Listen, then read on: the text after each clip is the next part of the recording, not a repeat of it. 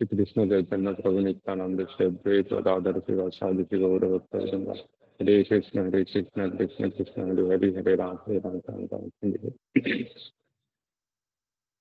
तो काली आमर नवद्वीप परिक्रमा कंप्लीट है 3 मास। आउ सब भक्त मैंने जी जुआड़ सब देश विदेश सब आसते काली आज सब सकाल सकाल रिटर्न करेंगे। आमर ओडिया भक्त मैंने भी किसी आमर जाइछन्ति परिक्रमा करके महाराज मान संगे वैष्णव मान संगे आउ आज सब रिटर्न करेंगे। तापर पुणी आमर पूरी आमर जो ओडिशा भक्त मान 22 रु स्टार्ट हम। आपण मैंने भी किए जाऊे तो वृंदावन परिक्रमा विषय महात्मा महाप्रभु महात्मा विषय हम टिके शुणीचे। आम गुरुजी कहते जे जड़े महाराज जाकि पहुँचले गुरुजी की प्रणाम कले तो गुरुजी पचारे कौटे कथाए ना महाराज आपण दर्शन करा ना मो दर्शन करा ना आउ कौन पे आस स्पेशली नदी परिक्रमा एत गहली भितर एत टेंशन नहीं वृद्ध बयस आउ जन सन्यासी महाराज पचार ना महाराज आपण दर्शन करा आसी।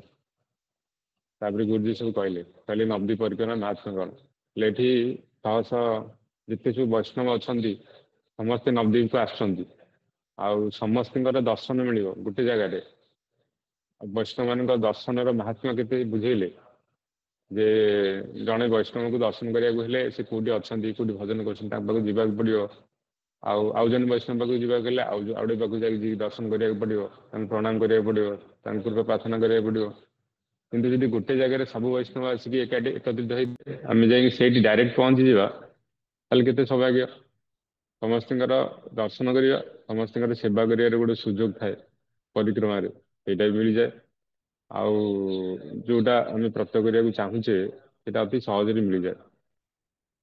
तापर नवद्वीप धाम अनर्थ निवृत्तिर माने अपराध अनर्थ एसबूर विशेष भाव में काउंट नाई अति शीघ्र जमी वृंदावन धाम गोटे गोटे पॉइंट पूरा विचार अच्छे।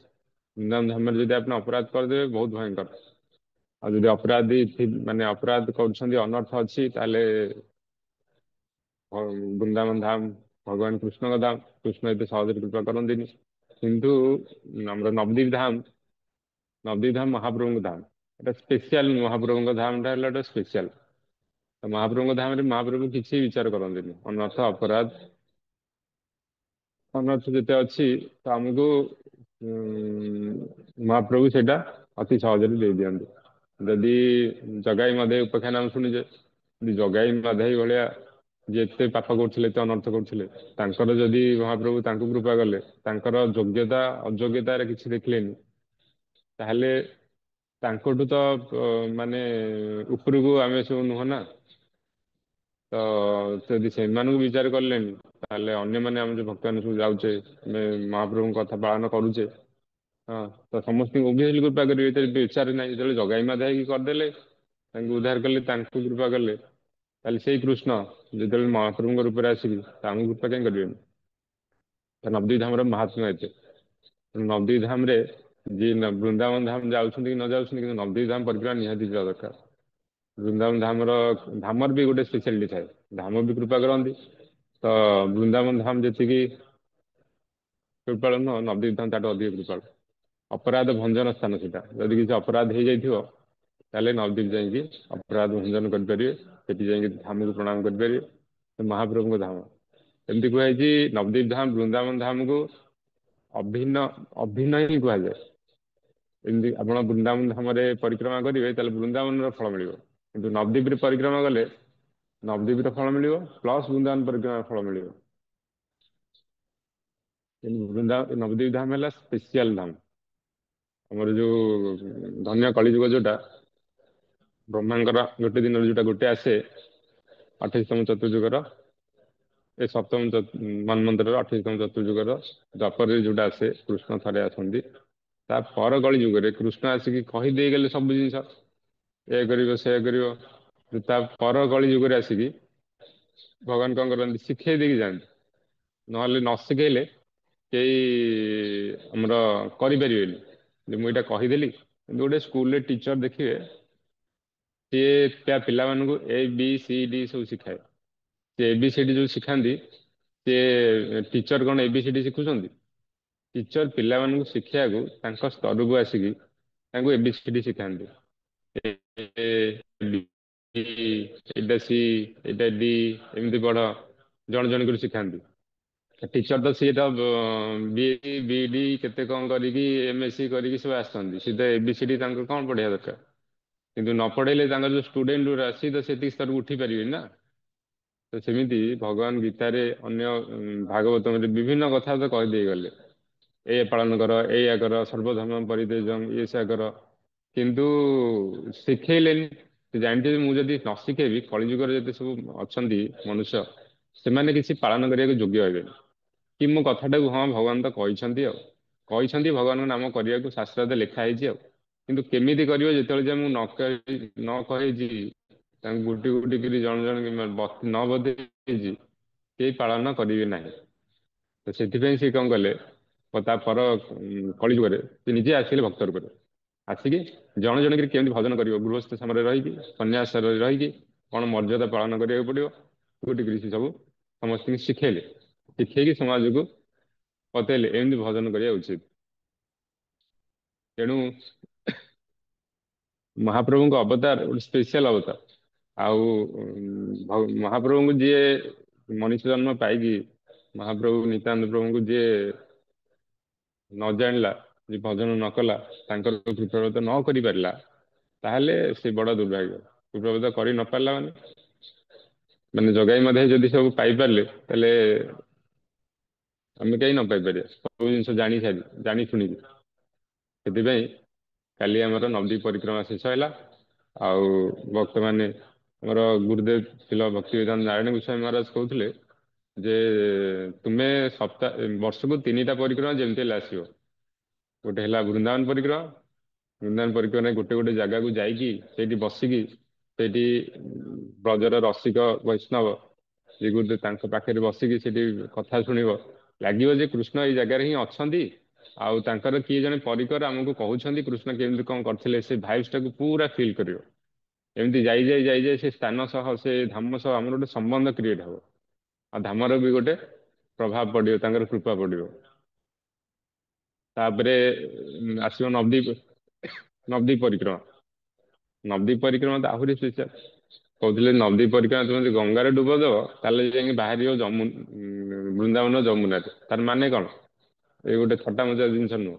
ତାର ମାନେ ହେଲା ଯେ ନବଦ୍ୱୀପ ପରିକ୍ରମାରେ ଆମେ ଯଦି ପରିକ୍ରମା ଠିକ ରୂପରେ କରିବା, ତାଙ୍କର କୃପା ଆଶୀର୍ବାଦ ପାଇବା, ତାହେଲେ ଆମକୁ ବୃନ୍ଦାବନ ଧାମରେ ନିଶ୍ଚିନ୍ତ ରୂପେ ଜାଗା ମିଳିବ। ଆମର ଜଣେ ଥିଲେ ମହାପ୍ରଭୁଙ୍କ ପରିକର, ସ୍ୱରୂପ ଦାମୋଦର। ସ୍ୱରୂପ ଦାମୋଦର ଗୋସ୍ୱାମୀ। ସିଏ ତ କେବେ ବୃନ୍ଦାବନ ଯାଇନଥିଲେ। ତ ମହାପ୍ରଭୁ ତାଙ୍କୁ କହିଲେ ତୁମେ ଶୁଦ୍ଧ ବ୍ରଜବାସୀ, ତୁମେ ସବୁବେଳେ ବ୍ରଜରେ ହିଁ ବାସ କର, ତାକୁ ଛାଡିକି ତୁମେ କୁଆଡେ ଯାଅନା। ତାର ମାନେ କଣ? ତାର ମାନେ ହେଲା ଯେ ସିଏ ଶାରୀରିକ ରୂପରେ କେବେ ସିନା ଯାଇନାହାନ୍ତି, କିନ୍ତୁ ପୂର୍ଣ୍ଣ ରୂପରେ ସିଏ ବ୍ରଜବାସୀ। ଯେହେତୁ ଶୁଦ୍ଧ ଭାବରେ ଭଜନ କରୁଛନ୍ତି ମହାପ୍ରଭୁଙ୍କ ଆନୁଗତ୍ୟରେ, ମହାପ୍ରଭୁଙ୍କର ପୁରୀରେ ରହିକି ମହାପ୍ରଭୁଙ୍କ ପାଖରେ ଭଜନ କରୁଥିଲେ, ତେଣୁ ସେ ଶୁଦ୍ଧ ବ୍ରଜବାସୀ। ବୃନ୍ଦାବନ ଧାମ ଆଉ ଆମର ନବଦ୍ୱୀପ ଧାମ ଏସବୁ ଅଭିନ୍ନ। ସ୍ପେଶାଲିଟି ଦଉଥିଲେ ଭକ୍ତିବେଦାନ୍ତ ନାରାୟଣ ଗୋସ୍ୱାମୀ ମହାରାଜ ପରିକ୍ରମାକୁ। ତାପରେ ଆଉ ଗୋଟେ ପରିକ୍ରମା କରୁଥିଲେ ପୁରୀ ଆସିବାକୁ। 3ଟା ପରିକ୍ରମା, 3ଟା ଧାମ, ମହାପ୍ରଭୁଙ୍କର 3ଟା ଧାମ। ଯେତେବେଳେ ମହାପ୍ରଭୁ 24 ବର୍ଷ ଯାଏ ଯେତେବେଳେ ଛୋଟ ନିଜର ବାଲ୍ୟ ଲୀଳା ସବୁ କରିଥିଲେ କୋଉଠି ନବଦ୍ୱୀପ ଧାମରେ, ସେତେବେଳେ ନିଜକୁ ପ୍ରକଟ କରାଇ ନଥିଲେ। ତାପରେ 6 ବର୍ଷ ସବୁ ପରିକ୍ରମା କଲେ ଚାରିଆଡେ, ସାଉଥ ଇଣ୍ଡିଆ ଇଏ ସେ। ତାପରେ ଯୋଉ ଲାଷ୍ଟ 18 ବର୍ଷ ସିଏ ରହିଲେ କୋଉଠି ପୁରୀରେ। ଲାଷ୍ଟ 18 ବର୍ଷରୁ ମେନଲି ତାଙ୍କର ଯେତେ ସବୁ ଲାଷ୍ଟ ସମୟଟା, ଯେତେ ସବୁ ତାଙ୍କର ମାନେ ବିରହ ଭାବକୁ ସେ ସେଇ ସମୟରେ ଆସ୍ୱାଦନ କରୁଛନ୍ତି।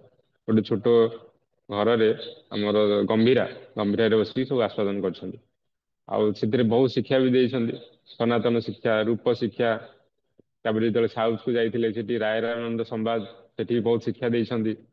ଆଉ ମୂଳ ଯେତେ ସବୁ ତାଙ୍କର ଯେତେ ସବୁ ଶିକ୍ଷାର ମୂଳ ସାରାଂଶଟା ଶିକ୍ଷାଷ୍ଟକମରେ ବି ସେ ସବୁ ଜିନିଷ କହିଛନ୍ତି।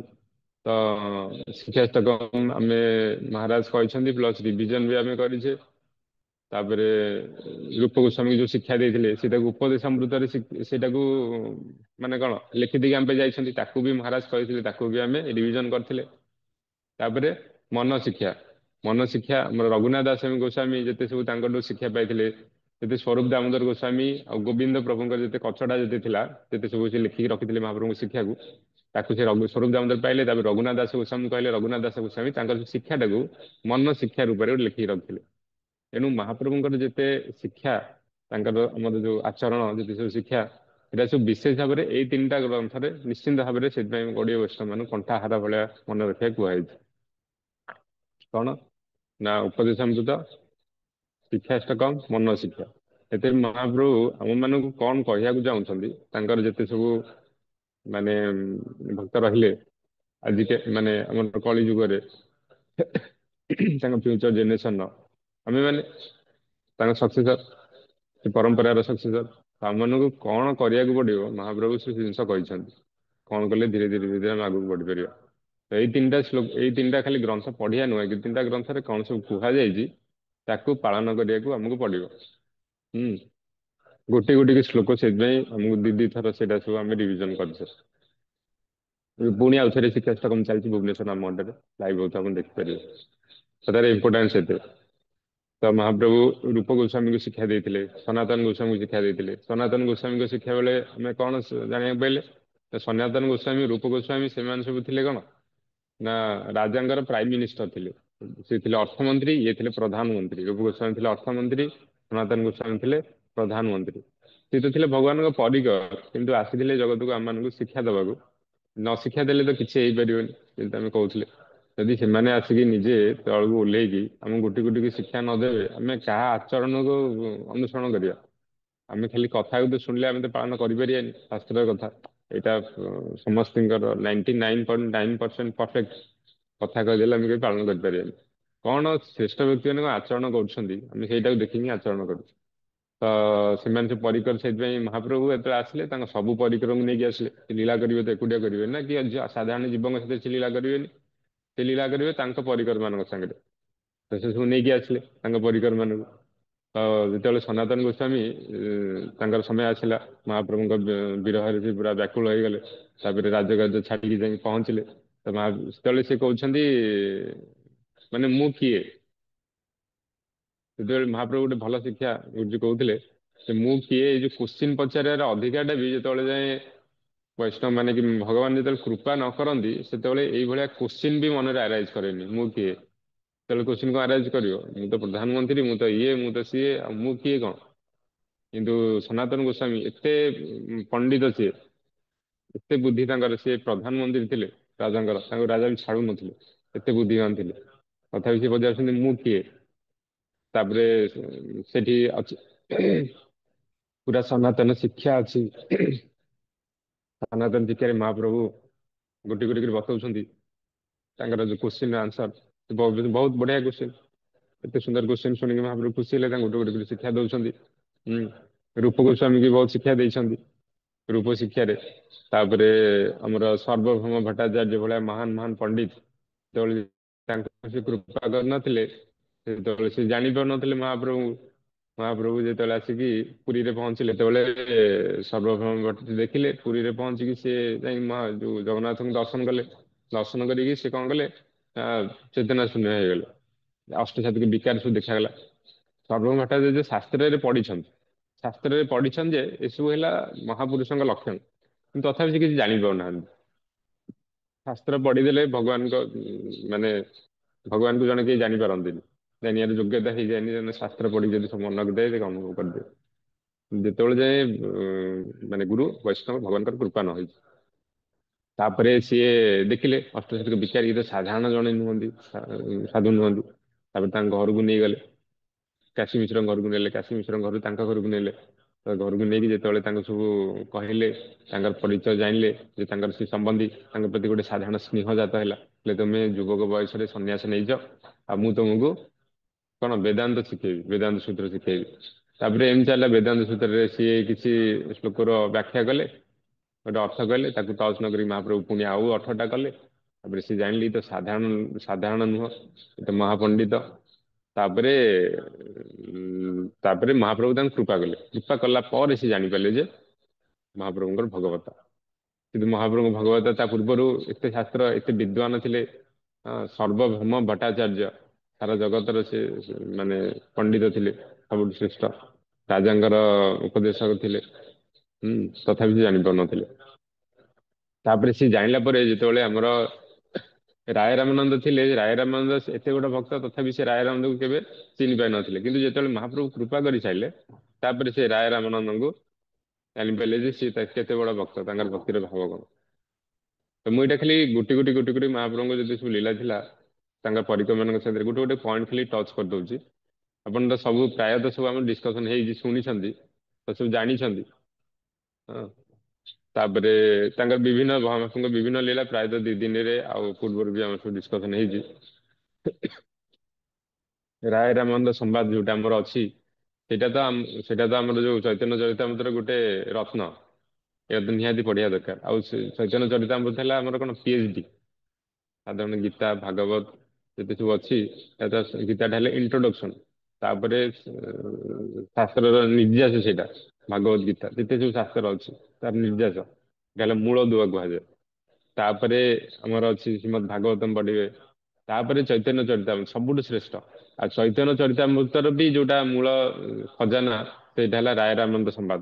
ରାୟ ରାମାନନ୍ଦ ସମ୍ବାଦରେ ଡିଟେଲ ସବୁ ଯାକ ବ୍ୟାଖ୍ୟା, ସବୁ ଯାକ ସାରାଂଶକୁ କାଢିକି ସେ ଆମକୁ କହିଛନ୍ତି। ସେ ଆମକୁ କହିଛନ୍ତି କଣ କଣ କରିବାକୁ ପଡିବ, କୋଉଟା ସର୍ବଶ୍ରେଷ୍ଠ। ରାୟ ରାମାନନ୍ଦ ଯେତେବେଳେ ମହାପ୍ରଭୁ ଯାଇକି ପହଞ୍ଚିଲେ ଗୋଦାବରୀ ତଟରେ, କଣ କହିକି ଗଲେ ଯେ ମୁଁ ଯାଉଛି, ମୋର ଯୋଉ ବଡ ଭାଇ ଯିଏ ବିଶ୍ୱରୂପ ତାଙ୍କୁ ଖୋଜିବାକୁ ଯାଉଛି, ବାହାନା କରିକି ଗଲେ। ବାହାନା କରିକି ଗଲେ କାହିଁ, ସ୍ୱରୂପ ଦାମୋଦର ରାୟ ରାମାନନ୍ଦ ଏମାନେ ତ ରାୟ ରାମାନନ୍ଦ କି ବିଶାଖା ସଖୀ, ବିଶାଖା ସଖୀଙ୍କ ଯଦି ଗାଇଡାନ୍ସ ନହବ ସେ ଆସ୍ୱାଦନ କରିବେ କେମିତି ଯୋଉଥିପାଇଁ ଆସନ୍ତି, ବୁଝିପାରିଲେ କି? ତ ସେଇଟାକୁ ସିଏ ବିଶାଖା ସଖୀଙ୍କ ତାଙ୍କର ମିଳନ ହବ, ମହାପ୍ରଭୁଙ୍କ ପରିକର ସିଏ। ତାଙ୍କୁ ତାଙ୍କ ପାଖକୁ ଗଲେ କିନ୍ତୁ କହିଗଲେ କଣ, ମୁଁ ଯାଉଛି ବିଶ୍ୱରୂପଙ୍କୁ ଖୋଜିବାକୁ। ଯାଇକି ପହଞ୍ଚିଲେ ଗୋଦାବରୀ ତଟରେ, ସେଠି ଯାଇକି ବସିକି ସ୍ନାନ କରିକି ଭଜନ କରୁଛନ୍ତି, ହରିନାମ କରୁଛନ୍ତି, ହରେ କୃଷ୍ଣ ମହାମନ୍ତ୍ର। ଏଠି ବି ଗୋଟେ ଶିକ୍ଷା ଅଛି, ଭଗବାନ ନିଜେ ବି ମହାମନ୍ତ୍ର ନିଜେ ବି ହରିନାମ କରୁଛନ୍ତି। ତା ବୋଲି ନୁହଁ ଯେ ମୁଁ ତ ସିଦ୍ଧ, ମୁଁ ତ ଭଗବାନ। ଆଉ ଗୋଟି ଗୋଟି କରି ସେ ଶିକ୍ଷା ଦଉଛନ୍ତି। କେମିତି ଯୋଉଠି ଯଦି ମାନେ ଶୁଦ୍ଧ ସାଧୁଙ୍କର ସଙ୍ଗ ନାହିଁ, ଶୁଦ୍ଧ ସାଧୁ ଅଛନ୍ତି ତାଙ୍କ ସାଥିରେ ମିଶିକି ଆମେ ଭଜନ କରିବା, ତାଙ୍କ ପାଖରେ ରହିକି ତାଙ୍କ ଗାଇଡାନ୍ସ ରେ ତାଙ୍କ ଗୋଷ୍ଠୀ ଭିତରେ ରହିକି ଆମେ ଭଜନ କରିବାକୁ ପଡିବ। ଯଦି ଶୁଦ୍ଧ କେହି ବୈଷ୍ଣବ ନାହାନ୍ତି, ଆମେ ଅନ୍ୟ କୌଣସି ପରିବେଶରେ ଅଛେ, ତାହେଲେ ଏକୁଟିଆ ରହିକି ଭଜନ କରିବାକୁ ପଡିବ। ଗୋଟି ଗୋଟି କରି ବହୁତ ଶିକ୍ଷା ଏସବୁ ଜିନିଷରେ ଅଛି। ଆମର ପ୍ରଭୁଜୀ ମାନଙ୍କର, କୃଷ୍ଣଦାସ ପ୍ରଭୁଜୀଙ୍କର କେତେ କ୍ଲାସ ଅଛି ରାୟ ରାମାନନ୍ଦ ସମ୍ବାଦ ଉପରେ, 50ଟା କି 60ଟା କ୍ଲାସ ଅଛି।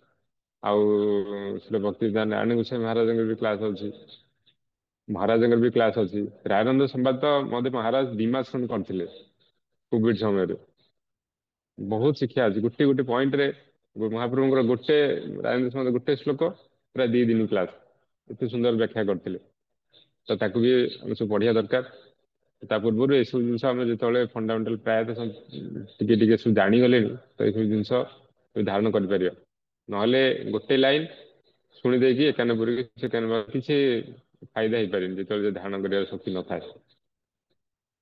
ତାପରେ ସେ ଯାଇକି ଭଜନ କରୁଥିଲେ, ଭଜନ କଲା ପରେ ରାୟରାମାନନ୍ଦ କଣ କଲେ, ସିଏ ଥିଲେ ରାଜାଙ୍କର ଯେମିତି ସବୁ ନଥାନ୍ତି ରାଜା, ଗୋଟେ ଗୋଟେ ଆମର ଯୋଉ ପୁରୀ ରାଜା ଥିଲେ, ପୁରୀ ରାଜାଙ୍କର ସେଇଟା ସବୁ ରାଜ୍ୟ ଥିଲା। ତ ସେଠି ସେ ଗୋଟେ ଗୋଟେ ଦିୱାନ ଟାଇପର ସେ ଗୋଟେ ଗୋଟେ ରଖିଥିଲେ, ତାଙ୍କ ଗାଇଡାନ୍ସରେ ସେ ଏରିଆ ଚାଲିବ, ସେ ଖଜନା କଲେକ୍ସନ କରିକି ରାଜାଙ୍କୁ ଦେବେ। ରାୟ ରାମାନନ୍ଦ ସେଠି ଥିଲେ। ରାୟ ରାମାନନ୍ଦ ଥିବା ପରେ ସେ ରାଜକୀୟ ଡଙ୍ଗିରେ ଥିଲେ। ଯେତେବେଳେ ସ୍ନାନ କରିବାକୁ ନଦୀକି ଆସୁଛନ୍ତି, ସେତେବେଳେ ସବୁ ପାଲିଙ୍କିରେ ଆସୁଛନ୍ତି ବ୍ରାହ୍ମଣ ମାନେ ବୈଦିକ ମନ୍ତ୍ର ଉଚ୍ଚାରଣ କରି ସେ ସ୍ନାନ କରିବେ। ତାପରେ ଦେଖିଲେ ସେଠି ଜଣେ ଜଣେ ବୈଷ୍ଣବ ସନ୍ନ୍ୟାସୀ ଜଣେ ବସିଛନ୍ତି, ଦିବ୍ୟ ସନ୍ନ୍ୟାସୀ, ପୁରା ତେଜମୟ ସନ୍ନ୍ୟାସୀ, ଆଉ ଯୁବକ ବୟସ। ଦେଖିକି ସେ ପୁରା ଆଶ୍ଚର୍ଯ୍ୟ ହେଲେ। ଆଉ ତାପରେ ମହାପ୍ରଭୁ ବି ଦେଖିଲେ, ତାପରେ ତାଙ୍କର ମିଳନ ହେଲା। ମିଳନ ହେଲା ପରେ ସମସ୍ତେ ଭାବୁକ ହେଇଗଲେ। ସବୁ ଲୋକ ଦେଖୁଛନ୍ତି ଇଏ ଜଣେ ସନ୍ନ୍ୟାସୀ ହେଇକି ଇଏ ଜଣେ ଶୂଦ୍ରଙ୍କୁ କାହିଁ ଆଲିଙ୍ଗନ କରୁଛନ୍ତି। ଏପଟେ ଦେଖୁଛନ୍ତି ଇଏ ଜଣେ ଗମ୍ଭୀର ବ୍ୟକ୍ତି ରାୟ ରାମାନନ୍ଦ, ଗମ୍ଭୀର ବ୍ୟକ୍ତି, ସିଏ ବି ଏତେ ଭାବୁକ କେମିତି ହେଇଯାଉଛନ୍ତି, ଏମାନେ କେହି ଜାଣିପାରୁନାହାନ୍ତି। ଏମାନେ ଦେଖିଲେ ଏମାନେ ଯୋଉ କଣ ବିଜାତୀୟ ଲୋକମାନଙ୍କ ପାଖରେ ଆଉ କିଛି ପ୍ରକାଶ କଲେନି। ତାପରେ ସେ ଏକୁଟିଆ ମିଳିଲେ। ଏକୁଟିଆ ମିଳିଲା ପରେ ସେ ସବୁ ଗୋଟି ଗୋଟି ଜିନିଷ ଡିସ୍କସନ କରୁଛନ୍ତି, ଯୋଉଟା କି ରାୟ ରାମ ସମାଜର ମୂଳ। ପ୍ରଥମେ କହୁଛନ୍ତି ଯେ ଗୋଟି ଗୋଟି କରି ମାନେ ଶାସ୍ତ୍ରର ମୂଳ ଜିନିଷ କଣ? ଦୟାନନ୍ଦ କହୁଛନ୍ତି ବର୍ଣ୍ଣାଶ୍ରମ ଧର୍ମର ପାଳନ ହେଲା ଶାସ୍ତ୍ରର ମୂଳ ଜିନିଷ, ସର୍ବଶ୍ରେଷ୍ଠ। ତାପରେ ମହାପ୍ରଭୁ କହୁଛନ୍ତି ଏହା ବାହ୍ୟ, ଏଇଟା ଏଇଟା ନୁହଁ, ତାଠୁ ବି ଶ୍ରେଷ୍ଠ କୁହ। ବର୍ଣ୍ଣାଶ୍ରମ ଧର୍ମ ମାନେ କାହିଁକି ନା ଏଇଟା ଗୋଟେ ଶରୀରର ଧର୍ମ। ବର୍ଣ୍ଣ ଆଉ ଆଶ୍ରମ ଯେତେ ସବୁ ଅଛି ଶାସ୍ତ୍ରରେ, ସେତେ ସବୁ ମାନେ ଆମ ମାନଙ୍କର କଣ ଭଗବାନ ଦେଖିଲେ ଯେ ଯେତେ ସବୁ ବାହ୍ୟ ଜୀବ ମାନେ ଯୋଉମାନଙ୍କର ଭଗବତ ଉନ୍ମୁଖ ନାହିଁ, ସେମାନେ ସବୁ ଏଇ ଜଗତକୁ ଆସିଲେ। ଜଗତକୁ ଆସିଲା ପରେ ବିଭିନ୍ନ କର୍ମରେ ସବୁ ଲିପ୍ତ ରହିବେ। କର୍ମରେ ଲିପ୍ତ ରହିଲେ ସେମାନଙ୍କର କେମିତି ଗୋଟେ ସିଚୁଏସନ ଆସିବ, କେମିତି ଗୋଟେ ପ୍ରୋସେସରେ ପଡିବେ, ଯାହାଦ୍ୱାରା କି ତାଙ୍କର ପୁଣି ଭଗବତ ଜ୍ଞାନଟା ହବ। ସେ ଜ୍ଞାନଟା ପ୍ରୋସେସଟା ଆଣିବାକୁ ସେ ଗୋଟେ ବର୍ଣ୍ଣାଶ୍ରମ ଧର୍ମର ଗୋଟେ ନୀତି ତିଆରି କଲେ। ବର୍ଣ୍ଣାଶ୍ରମ ଧର୍ମ ନୀତି ମାନେ ବର୍ଣ୍ଣ ଆଉ ଆଶ୍ରମରେ ରହିକି ଯେଝା ଯେଝା ବର୍ଣ୍ଣର କର୍ମ କରିବେ, ଆଉ ଆଶ୍ରମରେ ରହିକି ଯେଝା ଯେଝା ଆଶ୍ରମର କର୍ମ କରିବେ। କର୍ମ କଲେ କଣ ହବ, ମନେକର ଜଣେ ବ୍ରହ୍ମଚାରୀ, ତାପରେ ସିଏ ତାପରେ ଷ୍ଟେଜକୁ ଯିବ ଗୃହସ୍ଥ, ତାପରେ ଷ୍ଟେଜକୁ ଯିବ ବାନପ୍ରସ୍ଥ, ତାପରେ ଷ୍ଟେଜକୁ ଯିବ ସନ୍ନ୍ୟାସୀ, କିମ୍ବା ବ୍ରହ୍ମଚାରୀରୁ ଡାଇରେକ୍ଟ ସନ୍ନ୍ୟାସୀ ସ୍ତରକୁ ଯାଇପାରିବ ଯଦି ସେତିକି ଲିମିଟ ଅଛି। ତାପରେ ଆଶ୍ରମ, ବର୍ଣ୍ଣାଶ୍ରମ କଣ କଣ ପାଳନ କରିବ, ଧୀରେ ଧୀରେ ଧୀରେ ଧୀରେ ସେଇ ଜିନିଷକୁ ପାଳନ କରି କରି କରି କରି ତାର ଯୋଗ୍ୟତାଟା ଆସ୍ତେ ଆସ୍ତେ ବଢିବ। ତାପରେ ସେ ଯେତେବେଳେ ଏହା ବାହ୍ୟ କହିଲେ ବର୍ଣ୍ଣାଶ୍ରମ ଧର୍ମକୁ, ତାପରେ ୟାଠୁ ଶ୍ରେଷ୍ଠ କଣ?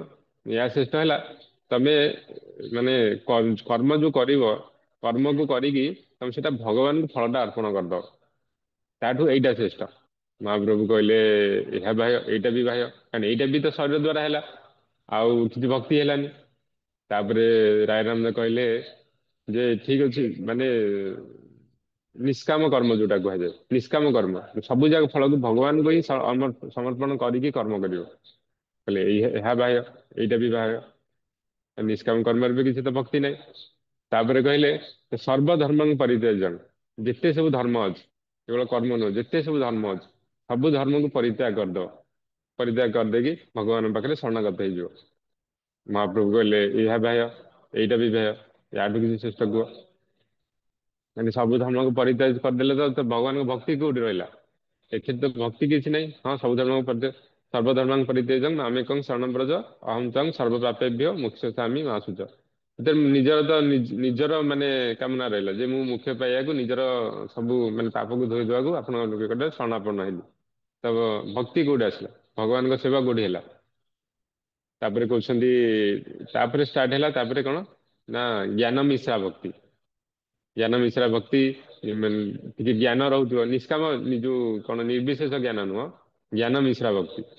ଜ୍ଞାନ ମିଶ୍ରା ଭକ୍ତି। ତାପରେ କହୁଛନ୍ତି ନା ଏଇଟା ବି ନୁହଁ, ଏହା ବାହ୍ୟ, ୟାଠୁ କିଛି ଆଗକୁ କୁହ। ତାପରେ ସେ କହୁଛନ୍ତି ଜ୍ଞାନ ଶୂନ୍ୟ ଭକ୍ତି। ଜ୍ଞାନ ଶୂନ୍ୟ ଭକ୍ତି ଯେମିତି ଆମର ଚତୁର୍କୁମାର। ତାପରେ କହୁଛନ୍ତି ହଁ ଠିକ ଅଛି, ଏଇଠୁ ଆମର ଜେନେରାଲି ଭକ୍ତିଟା ଷ୍ଟାର୍ଟ ହୁଏ।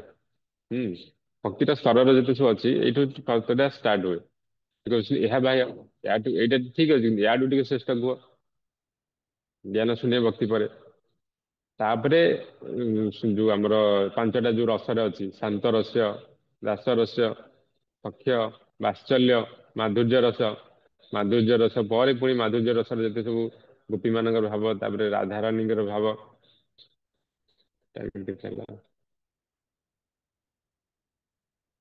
ରାଧାରାଣୀଙ୍କ ଭାବ ଗୋଟି ଗୋଟି କରି କହୁଛନ୍ତି। ଶାନ୍ତ ରସ୍ୟରେ ଯେତେ ସବୁ ଅଛି, ଶାନ୍ତ ରୂପରେ ଭଗବାନଙ୍କ ଭଜନ କରନ୍ତି।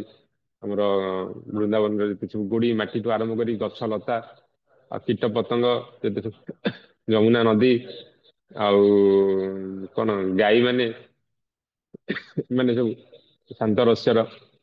ତାଠୁ ଶ୍ରେଷ୍ଠ ହେଲେ କିଏ? ଦାସ୍ୟ ରସର। ଦାସ୍ୟ ରସର ଭକ୍ତ ମାନେ ଯେତେ ସବୁ ଯୋଉ ନନ୍ଦ ବାବାଙ୍କର ଯେତେ ସବୁ ଥିଲେ, ସେବା କରୁଥିଲେ ଭଗବାନଙ୍କର। ତାପଠୁ ହେଲେ ଯୋଉ ଆମର ସଖ୍ୟ ରସ। ଭଗବାନଙ୍କର ଯେତେ ସବୁ ସଖା ମାନେ, ତାଙ୍କର ସୁଦାମ, ସୁବଳ, ମଧୁସୂଦନ ଯେତେ ସବୁ ସଖା ମାନେ ସବୁ ଅଛନ୍ତି, ସେମାନଙ୍କର ଯୋଉ ଭାବ, ତାଠୁ ଟିକେ ଶ୍ରେଷ୍ଠ ହେଲା ବାତ୍ସଲ୍ୟ। ନନ୍ଦ, ଯଶୋଦା, ଅନ୍ୟାନ୍ୟ ଗୋପୀ ମାନଙ୍କ ଯେତେ ସବୁ ଭାବ, ତାଠୁ ଶ୍ରେଷ୍ଠ ହେଲା ମାଧୁର୍ଯ୍ୟ। ଏଇଠି କହୁଛନ୍ତି ଏଇଟା ହିଁ ଶ୍ରେଷ୍ଠ। ମାଧୁର୍ଯ୍ୟ ରସରେ ପୁଣି ଗୋପୀ ମାନଙ୍କର ଅଛି। ଗୋପୀ ମାନଙ୍କ ପରେ ପୁଣି ତାଠୁ ଶ୍ରେଷ୍ଠ ହେଲା ରାଧାରାଣୀଙ୍କର ମହାଭାବ, ଯୋଉଟା କହିଲେ ସର୍ବଶ୍ରେଷ୍ଠ। ତେଣୁ ରାୟରାନନ୍ଦ ସମାଜରେ ପୁରା ମାନେ ବର୍ଣ୍ଣାଶ୍ରମ ଧର୍ମରୁ ପୁରା ମହାଭାବ ଯାଏ ଯୋଉ ସ୍ତରଟାକୁ ସେ ଗୋଟି ଗୋଟି ଗୋଟି ଗୋଟି ଗୋଟି ପୁରା କହିଛନ୍ତି ଯେ ସବୁଠୁ ଶ୍ରେଷ୍ଠ କୋଉଟା। ଆମେ ଭାବୁଛେ ବର୍ଣ୍ଣାଶ୍ରମ ଧର୍ମଟା ଶ୍ରେଷ୍ଠ, କିନ୍ତୁ ଏଇଠି ଯୋଉ ଡିସ୍କସନ ହେଇଛି ବର୍ଣ୍ଣାଶ୍ରମ ଧର୍ମଟା କାହିଁକି ଶ୍ରେଷ୍ଠ ନୁହଁ, ତାଠୁ କାହିଁ ଶ୍ରେଷ୍ଠ କିଏ, ସେଇଟା କାହିଁକି ଶ୍ରେଷ୍ଠ ନୁହଁ, ତାଠୁ ବି କିଛି ଶ୍ରେଷ୍ଠ ଅଛି, ତାଠୁ ବି ଶ୍ରେଷ୍ଠ ଅଛି, ସର୍ବଶ୍ରେଷ୍ଠ କିଏ। ଯେତେବେଳେ ରାଧାରାଣୀଙ୍କ ମହାଭାବ କହିଲେ, ତାପରେ ସେ ବୁଝେଇଲେ କହିଲେ 100 କୋଟି ଗୋପୀକୁ ଛାଡିକି ବି ରାଧାରାଣୀ କଣ କଲେ ନା କୃଷ୍ଣ କଣ କଲେ ରାଧାରାଣୀଙ୍କ ପଛରେ ପଳେଇଲେ କୋଉଠି ପଞ୍ଚାୟତ ରାସରେ ଯୋଉଟା ବୃନ୍ଦାବନରେ ହୁଏ। ତ ମହାପ୍ରଭୁ ପଚାରୁଛନ୍ତି ତାହେଲେ ଯଦି 100 କୋଟି ଗୋପୀଙ୍କୁ ଛାଡିକି ସିଏ ତାଙ୍କ ପଛରେ ପଳେଇଲେ ବୃନ୍ଦାବନରେ, ହେଲେ ଗୋପୀ ମାନଙ୍କୁ ତ ଲୁଚିକି ଗଲେ, ସେ ତ ଗୋପୀ ମାନଙ୍କ ଆଗରେ ଯାଇନାହାନ୍ତି, ତାମାନେ ଗୋପୀ ମାନଙ୍କର ବି କିଛି ଭାବର କିଛି ଭାଲ୍ୟୁ ଅଛି ରାଧାରାଣୀଙ୍କ ଭାବଠୁ। ତାପରେ ସେ କହୁଛନ୍ତି ସିନା ପଞ୍ଚାୟତ ରାସରେ ପଳେଇଲେ, କିନ୍ତୁ ବାସନ୍ତୀ ରାସରେ ତ ସେ ନିଜେ ସବୁ 100 କୋଟି ଗୋପୀଙ୍କ ଆଗରେ ହିଁ ସେ ପଳେଇଲେ। ରାଧାରାଣୀ ଯେତେବେଳେ ମାନ କରିକି ପଳେଇଲେ ତାଙ୍କ ପଛେ ପଛେ ହିଁ ପଳେଇଲେ। ରାସ ସବୁ ବିଭିନ୍ନ ପ୍ରକାର ରାସ ଅଛି, ପଞ୍ଚାୟତୀ ରାସ, ବାସନ୍ତୀ ରାସ। ପଞ୍ଚାୟତୀ ରାସଟା ପଞ୍ଚାୟତୀ ରାସଟା ହୁଏ କୋଉଠି ବୃନ୍ଦାବନରେ। ବୃନ୍ଦାବନରେ ଯେତେ ସବୁ ସଖୀ ଅଛନ୍ତି, ଯେତେ ସବୁ ପରିବାର ଅଛନ୍ତି, ଗୋପୀ ସବୁ ଅଛନ୍ତି, ସାଧନ ସିଦ୍ଧ ନିତ୍ୟ ସିଦ୍ଧ ଯେତେ ସବୁ ଅଛନ୍ତି, ସେଠି ହୁଏ ବୃନ୍ଦାବନରେ ହୁଏ ପଞ୍ଚାୟତୀ ରାସ। ବାସନ୍ତୀ ରାସ ହୁଏ ଗୋବର୍ଦ୍ଧନରେ। ହୁଁ, ଗୋବର୍ଦ୍ଧନରେ ବାସନ୍ତୀ ରାସ ହୁଏ। ସେଠି ଯେତେ ସବୁ ନିତ୍ୟ ସିଦ୍ଧ ଗୋପୀ ସେଠି ସବୁ ରାସ ହୁଏ। ତ ସେଠି ଯଦି ରାଧାରାଣୀ ପଳେଇଲେ ସମସ୍ତଙ୍କ ଆଗରେ ହିଁ ତାଙ୍କୁ ଛାଡିକି ପଳେଇଲେ। କିନ୍ତୁ ରାଧାରାଣୀଙ୍କ ମହାଭାବ ହେଲା ସର୍ବଶ୍ରେଷ୍ଠ। ଏଇ ସବୁ ଡିସ୍କସନ ହଉଛି। ତ ଯୋଉ ରାୟ ରାମାନନ୍ଦ ସମ୍ବାଦ ସେଥିପାଇଁ କହିଛି ଚୈତନ୍ୟ ଚରିତାମୃତର ଶ୍ରେଷ୍ଠ ଶ୍ରେଷ୍ଠ ଯୋଉ ରତ୍ନ ରାୟ ରାମାନନ୍ଦ ସମ୍ବାଦ, ତାପରେ ସନାତନ ଶିକ୍ଷା, ରୂପ ଶିକ୍ଷା, ଏସବୁ ହେଲା ଶ୍ରେଷ୍ଠ ଶ୍ରେଷ୍ଠ ରତ୍ନ। ସବୁ ଶାସ୍ତ୍ରଠୁ ସବୁଠୁ ଉନ୍ନତ କିଏ? ଚୈତନ୍ୟ ଚରିତାମୃତ। ଥରେ ଆମର ଥିଲା ପ୍ରଭୁପାଦ ଯିଏ ସରସ୍ୱତୀ ଠାକୁର ପ୍ରଭୁପାଦ, ତାଙ୍କୁ ଜଣେ ଶିଷ୍ୟଙ୍କୁ ପଚାରିଲେ, କହିଲେ ଯଦି ଜଗତରେ ସବୁ ଶାସ୍ତ୍ରର ପୁରା ବିଲୀନ ହେଇଯାଏ, ସବୁ ଶାସ୍ତ୍ର ସବୁ ନଷ୍ଟ ହେଇଯାଏ, ତାହେଲେ ତମେ ଏମିତି କୌଣସି ଗୋଟେ ଶାସ୍ତ୍ର ହିଁ ରଖିପାରିବ, ତମେ କୋଉ ଶାସ୍ତ୍ରକୁ ରଖିବ? ସେ କହିଲେ ଗୁରୁଦେବ ଗୀତା ଭାଗବତ ଗୀତାକୁ ରଖିବି, କାରଣ ଗୀତା ହେଲା ସବୁ ଶାସ୍ତ୍ରର ନିର୍ଯାସ ଅଛି ସେଥିରେ। ହୁଁ, ଭଗବାନ ପୁଣି ନିଜେ କହିଛନ୍ତି ସବୁ ଶାସ୍ତ୍ରକୁ ଦୋହନ କରିକି ଆଣିକି ସେଥିରେ ନିଜେ ରଖିଛନ୍ତି। ତେଣୁ ସବୁ ଶାସ୍ତ୍ରର ସାରମର୍ମଟା ଗୀତାରେ ମିଳିଯିବ। ତେଣୁ ମୁଁ ଗୀତାକୁ ପ୍ରଥମେ ଚଏସ୍ କରିବି, ତାକୁ ରଖିଦେବି, ବାସ୍ ଅନ୍ୟ ଶାସ୍ତ୍ର ଗଲେ ବି କିଛି ଜଗତର ବିଶେଷ କିଛି କ୍ଷତି ହବନି। ତାପରେ ଯୋଉ ଶିଳ ପ୍ରଭୁପାଦ କହୁଛନ୍ତି ନା ଶ୍ରୀମଦ୍ ଆମର ଯୋଉ ଚୈତନ୍ୟ ଚରିତାମୃତ କଥା କହୁଛନ୍ତି। ଚୈତନ୍ୟ ଚରିତାମୃତ ଏମିତି ଗୋଟେ ଗ୍ରନ୍ଥ ଯୋଉଟା କି ସବୁ ଶାସ୍ତ୍ରର ନିର୍ଯାସ ସବୁ କିଛି ଚୈତନ୍ୟ ଚରିତାମୃତ ହିଁ ଅଛି। ଆଉ ମାନେ ସବୁ ସର୍ବଶ୍ରେଷ୍ଠ ସମ୍ପତ୍ତି ବି ସେଥିରେ ଲୁକାୟିତ ଭାବରେ ଅଛି। ତେଣୁ ମତେ ଯଦି ସୁଯୋଗ ମିଳେ ମୁଁ ଚୈତନ୍ୟ ଚରିତାମୃତ ହିଁ ଜଗତରୁ କେବେ ଯିବାକୁ ଦେବିନି। ଚୈତନ୍ୟ ଚରିତାମୃତ ଏତେ ଶ୍ରେଷ୍ଠ। ତା ଭିତରେ ଯୋଉ ରତ୍ନ ଅଛି ପାଞ୍ଚଟା, ଯେମିତି ଆମର ଭାଗବତମରେ ରତ୍ନ ସବୁ କୁହାଯାଇଛି ନା, କୋଉଟା ଦଶମ ଅଧ୍ୟାୟର ଯେତେ ସବୁ ଅଛି। ହୁଁ, ଯୋଉ ରାଧାଙ୍କର କେତେଟା ଟପିକ ଅଛି ସ୍ପେସିଆଲି, ସେଟା କୁହାଯାଇଛି ଭାଗବତମର ରତ୍ନ। ସେମିତି ଚୈତନ୍ୟ ଚରିତାମୃତର ଯୋଉ କିଛିଟା ଟପିକ ଅଛି, ରାୟ ରାମାନନ୍ଦ ସମ୍ବାଦ, ରୂପ ଶିକ୍ଷା, ସନାତନ ଶିକ୍ଷା, ଏଇଟା କୁହାଯାଏ ଚୈତନ୍ୟ ଚରିତାମୃତର ରତ୍ନ। ତା ଭିତରୁ ସର୍ବଶ୍ରେଷ୍ଠ ହେଲା ରାୟ ରାମାନନ୍ଦ ସମ୍ବାଦ, କାହିଁକିନା ଏଥିରେ ସର୍ବଶ୍ରେଷ୍ଠ ଜଗତର ସର୍ବଶ୍ରେଷ୍ଠ ଭାବ କୋଉଟା, ଜଗତର ସର୍ବଶ୍ରେଷ୍ଠ ସମ୍ପତ୍ତି କୋଉଟା, ତାକୁ ଗୋଟି ଗୋଟି କରି ମହାପ୍ରଭୁ ନିଜେ ବସିକି ବିଶାଖା ସଖୀଙ୍କ ପାଖରେ ତାକୁ ବିଶ୍ଳେଷଣ କରି କହିଛନ୍ତି। ଆଉ ତାକୁ ଜଗତକୁ ଶିକ୍ଷା ଦେଇଛନ୍ତି ଯେ ଏଇଟା ହେଲା ସର୍ବଶ୍ରେଷ୍ଠ, ତାକୁ ପ୍ରାପ୍ତ କେମିତି କରିବ ତା ପାଇଁ ଶିକ୍ଷା ବି ଦେଇଛନ୍ତି, ଆଚରଣ କରିକି ଶିଖେଇଛନ୍ତି।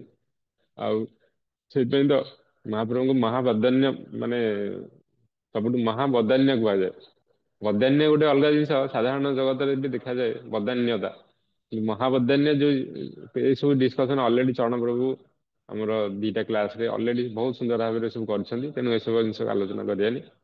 ମହାପ୍ରଭୁଙ୍କ ବିଶେଷ ବିଶେଷ ବହୁତ ଲୀଳା କାଲି ବି ବୋଧେ ଆଲୋଚନା କରିଥିଲେ, ମୁଁ ଠିକ ସେ ଶୁଣି ପାରୁନଥିଲି, ଟ୍ରେନରେ ଥିଲି, ବାଟରେ କଣ ସବୁ ସାଉଣ୍ଡ ହଉଥିଲା। କାଲି ବି ଟିକେ ବୋଧେ ରହିଯାଇଥିଲା, କେତେବେଳେ ଟିକେ ପଜ ବି ହେଇଯାଇଥିଲା। ମୁଁ ଜାଣିପାରୁନଥିଲି। ସେସବୁ ଆଲୋଚନା ହେଇଛି। ଆଜି ହେଲା ଜଗନ୍ନାଥ ମିଶ୍ରଙ୍କର ଉତ୍ସବ।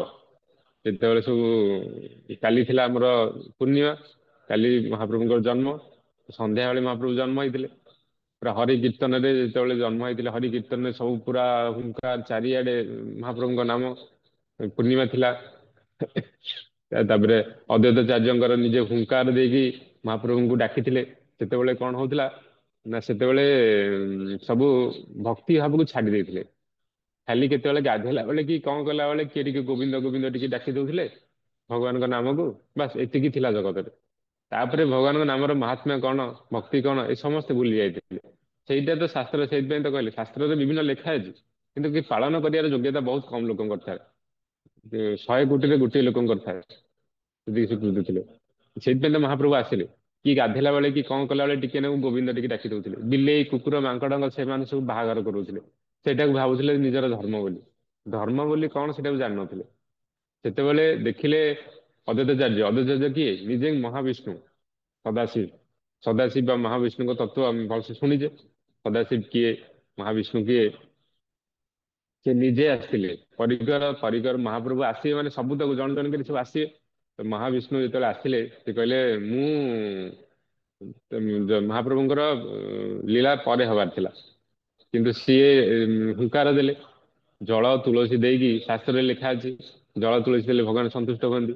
ଜଳ ତୁଳସୀ ଦେଇ, ଗଙ୍ଗା ଜଳ ତୁଳସୀ ପତ୍ର ଦେଇକି ମହାପ୍ରଭୁଙ୍କୁ ଆବାହନ କଲେ ପୁରା। ସେଥିପାଇଁ କହୁଛନ୍ତି ନାଡାର ହୁଙ୍କାରେ, ନାଡା ମାନେ ଅଦ୍ୱୈତାଚାର୍ଯ୍ୟ। ତାଙ୍କର ପ୍ରାର୍ଥନାରେ, ତାଙ୍କ ହୁଙ୍କାରରେ ମହାପ୍ରଭୁଙ୍କୁ ଯୋଉ ଡାକୁଥାନ୍ତି, ଆଉ ମହାପ୍ରଭୁ ରହିପାରିଲେନି, ନିଜେ ଆସିଲେ। ଯେତେବେଳେ ଆସିକି ଅବତୀର୍ଣ୍ଣ ହେଲେ ସନ୍ଧ୍ୟା ସମୟ, ଚାରିଆଡେ ପୁରା ହରିବୋଲ ହୁଳହୁଳି ସବୁ ଚାଲିଛି, କୀର୍ତ୍ତନ ସଂକୀର୍ତ୍ତନ ସବୁ ଚାଲିଛି। ସେତେବେଳେ ଜନ୍ମଗ୍ରହଣ କଲେ। ତ ଉତ୍ସବଟା ତ ସେଦିନ ହେଇପାରିଲେନି, ଉତ୍ସବ ଆଜି ହେଲା। ତେଣୁ ଆଜି ହେଲା ଜଗନ୍ନାଥ ମିଶ୍ରଙ୍କର ଉତ୍ସବ, ମହୋତ୍ସବ। ପୁରା ଖୁସିରେ ସେ ସମସ୍ତଙ୍କୁ ପୁରା ମହୋତ୍ସବ କରି, ସବୁ ସାଧୁ ସନ୍ନ୍ୟାସୀ ବୈଷ୍ଣବ ମାନେ ନବଦ୍ୱୀପର ମତେ ଡାକି ଉତ୍ସବ କରୁଛନ୍ତି। ତେଣୁ ଆଜି ହେଲା ବିଶେଷ ସ୍ଥିତି।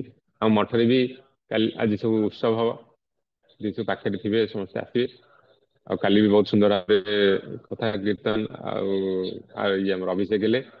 ଆଉ ସମସ୍ତେ ବୋଧେ ଲାଇଭ ଦେଖୁଥିଲେ, ସେୟାର ହେଇଥିଲା ନବଦ୍ୱୀପରେ ଯେତେବେଳେ ଚାଲିଥିଲା ଅଭିଷେକ। ଆଉ ଆମର ଗୌଡୀୟ ପରମ୍ପରାର ଦିଟା ବିଶେଷ ତିଥି, ସ୍ପେସିଆଲି ସବୁ ତିଥି ତ ଅଛି ଆମର ବୈଷ୍ଣବ ତିଥି, ଏକାଦଶୀ ତିଥି, କିନ୍ତୁ ତାଠୁ ସର୍ବଶ୍ରେଷ୍ଠ ତିଥି ହେଲା ଯଦି ଦିଟା, ସେଇଟା ହେଲା କଣ, ମହାପ୍ରଭୁଙ୍କର ଜନ୍ମ ଉତ୍ସବ କାଲି ଯୋଉଟା ଥିଲା, ଆଉ ନିତ୍ୟାନନ୍ଦ ପ୍ରଭୁଙ୍କର ଜନ୍ମ ଉତ୍ସବ। ଏଇ ଦିଟା ହେଲା ସର୍ବଶ୍ରେଷ୍ଠ ଆମ ଗୌଡୀୟ ବୈଷ୍ଣବ ପରମ୍ପରାର। ଆଉ ଗୌଡୀୟ ବୈଷ୍ଣବ ଏଇଟା ହେଲା ମାନେ ଜଗତର ସର୍ବଶ୍ରେଷ୍ଠ ତିଥି। ଯଦି ଏଇ ଦିଟା ତିଥି ମହାପ୍ରଭୁ ନିତ୍ୟାନନ୍ଦ ପ୍ରଭୁ ଖୁସି ହେଇଗଲେ, ଜଗତର ଏମିତି କିଛି ବ୍ରହ୍ମାଣ୍ଡ ଦୁର୍ଲଭ ଯୋଉ ଜିନିଷ ଗୁଡା ଅଛି, ସେ ଜିନିଷ ଅତି ସହଜରେ ମିଳିଯାଏ। ଆଉ ଅତି ସହଜରେ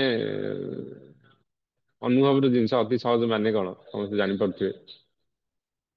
ଯୋଉଟା କି ବ୍ରହ୍ମାଜୀ ନିଜେ ଯେତେବେଳେ ଗୋବତ୍ସ ହରଣ କରିଥିଲେ, ସେତେବେଳେ ସିଏ ଆସିକି ସ୍ତବ ସ୍ତୁତି କେତେ କଣ କଲେ। ଆଉ ଗୋପୀ ଏମାନଙ୍କୁ ନେଇକି ଭଗବାନଙ୍କ ପାଖରେ ପ୍ରାର୍ଥନା କଲେ, ମୋର ଭୁଲ ହେଇଯାଇଛି, କେତେ କଣ ସବୁ ସ୍ତୁତି କଲେ। କିନ୍ତୁ କିନ୍ତୁ ଭଗବାନ କିଛି କହିଲେନି, ସନ୍ତୁଷ୍ଟ ହେଇକି ପଳେଇଲେ। ମାନେ ସନ୍ତୁଷ୍ଟ ହେଇ ନଥିଲେ, ଖାଲି ପଳେଇଲେ। ତାଙ୍କୁ ବ୍ରହ୍ମାଜୀ କଣ କଲେ, ହଁ ମୌନ ସମ୍ମତି ଲକ୍ଷଣ ଆଉ। ତେଣୁ ଭଗବାନ ସନ୍ତୁଷ୍ଟ ହେଲି ବୋଲି ମୁଁ ଧରି ନେବି ଆଉ। କିନ୍ତୁ ସନ୍ତୁଷ୍ଟ ହେଇନଥିଲେ ଏତେ ପ୍ରାର୍ଥନା କଲା ପରେ। କିନ୍ତୁ ସେଇ ବ୍ରହ୍ମାଜୀ ଯେତେବେଳେ ନବଦ୍ୱୀପ ଆସିକି ତପସ୍ୟା କଲେ, ମହାପ୍ରଭୁ ନିଜେ ପ୍ରକଟ ହେଇକି ତାଙ୍କୁ ଆଶୀର୍ବାଦ କଲେ। ତାଙ୍କୁ କହିଲେ ଯେ ତୁମେ ଏ ଫାଷ୍ଟ ପରାଦ ସରି ଯାଇଥିଲା, ସେକେଣ୍ଡ ପରାଦ ପରେ ମୋ ଧାମକୁ ଯିବ। ଆଉ ମୋ ଲୀଳାରେ ତୁମେ ହରିଦାସ ହେଇକି ମାନେ ଲୀଳା କରିବ। କେତେ କମ ବରଦାନ ଦେଇଥିଲେ ସନ୍ତୁଷ୍ଟ ହେଇକି। ତେଣୁ କୃଷ୍ଣଙ୍କୁ ସନ୍ତୁଷ୍ଟ କରିବା ଏତେ ସହଜ ନୁହଁ, କିନ୍ତୁ ଏତେ ସହଜରେ ସନ୍ତୁଷ୍ଟ ହୁଅନ୍ତିନି। ସିଏ ଅତି ଖାଲି ବଦାନିଆ, ସେଥିପାଇଁ କୁହାଯାଇଛି। ସେ ନିଜର ପରିକର, ନିଜର ଯୋଗ୍ୟତା ବହୁତ ଦେଖିକି ସେ ଇଏ ମାନେ ସନ୍ତୁଷ୍ଟ ହୁଅନ୍ତି। କିନ୍ତୁ ଭଗବାନ ଚୈତନ୍ୟ ମହାପ୍ରଭୁଙ୍କର ସେଇ ସବୁ ଜିନିଷ ନାହିଁ। ଆପଣଙ୍କ ପାଖରେ ଯୋଗ୍ୟତା ଥାଉ ନଥାଉ, କି ଅଧିକାର ଥାଉ, କିଛି ଥାଉ ନଥାଉ, ସେଟା କିଛି ସେ କାଉଣ୍ଟ କରନ୍ତିନି। ଯେମିତିକି ଜଗାଇ ମାଧବ, ଆମେ ଶୁଣିଥିଲେ ଜଗାଇ ମାଧବ ତାଙ୍କର କଣ ଅଧିକାର ଥିଲା? ତାଙ୍କୁ ଉଦ୍ଧାର କଲେ ଦେଖେଇବାକୁ ଜଗତକୁ, ଯେ ଦେଖ ଜଗାଇ ମାଧବ ଯଦି ଉଦ୍ଧାର ହେଇପାରୁଛନ୍ତି, ତାହେଲେ ମୁଁ ତମକୁ କାହିଁକି ଉଦ୍ଧାର କରିବିନି? ତମେ ଯଦି ମୋ କଥା ଶୁଣିବ, ମୋ କଥା ପାଳିବ, ପରିକର ତାଙ୍କର ଯେତେ ସବୁ ପରମ୍ପରାରେ, ତ ମୁଁ କାହିଁକି ତମକୁ ଉଦ୍ଧାର କରିବିନି? ନିଶ୍ଚିନ୍ତ କରିବି। ସେଇ ଜିନିଷକୁ, ସେ ଗୋଟେ ଗୋଟେ ଲୀଳାର ବହୁତ ବହୁତ ରହସ୍ୟ ଅଛି, ବହୁତ ବହୁତ ଶିକ୍ଷା ଅଛି।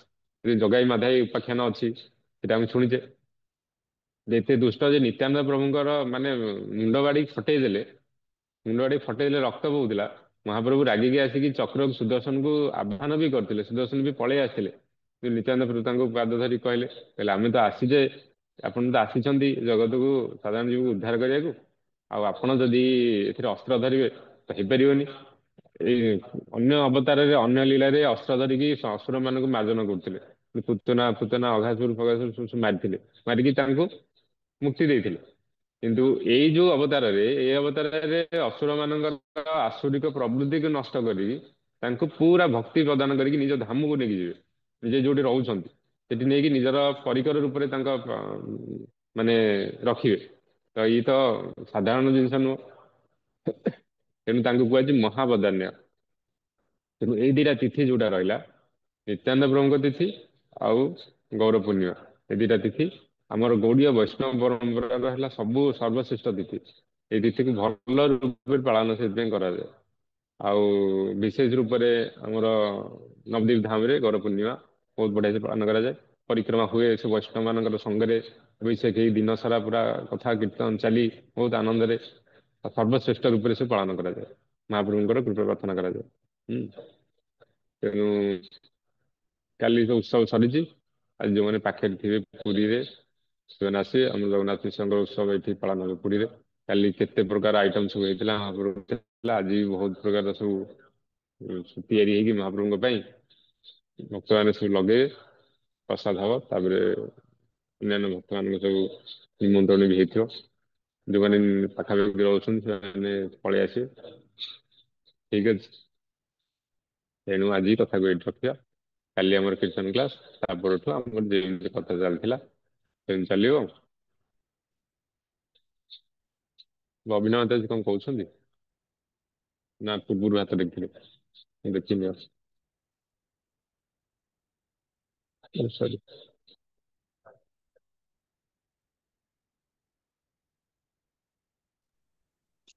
ଦଣ୍ଡବତ ପ୍ରଣାମ ପ୍ରଭୁଜୀ। ଦଣ୍ଡ ପ୍ରଣାମ ଆଜ୍ଞା। ମୁଁ କିଛି ମହାପ୍ରଭୁଙ୍କ ପାଇଁ କିଛି ଭଜନ ଟିକେ ଗାଇବାକୁ ଚାହୁଁଛି। କ୍ଲାସ ସରିଲାଣି, ଆଗରୁ ସିନା ଗାଇଥାନ୍ତେ। ହୁଁ। କାଲି କରିବେ ଆଉ। ମହାରାଜ ବି କାଲି ହବ ନା, ତ ସେତେବେଳେ କ୍ଲାସ ପ୍ରଥମରୁ ଗାଇ କରିବେ କୀର୍ତ୍ତନ। କିମ୍ବା ମହାରାଜ ଥିଲାବେଳେ ଅନ୍ୟ ସବୁବେଳେ ତ କୀର୍ତ୍ତନ ହଉଛି, କରିବେ ଆଉ। ଠିକ ଅଛି। ଆଜ୍ଞା। ହଁ। ହରେ କୃଷ୍ଣ। ଆଜି କ୍ଲାସକୁ ଏଇଠି ରଖିବା। ମନସାଗର ପରିବେଶ କୃପା ସିନ୍ଧୁ ବଚ ପତିତାନଂ ପାବନ ବୈଷ୍ଣବ ସମସ୍ତଙ୍କୁ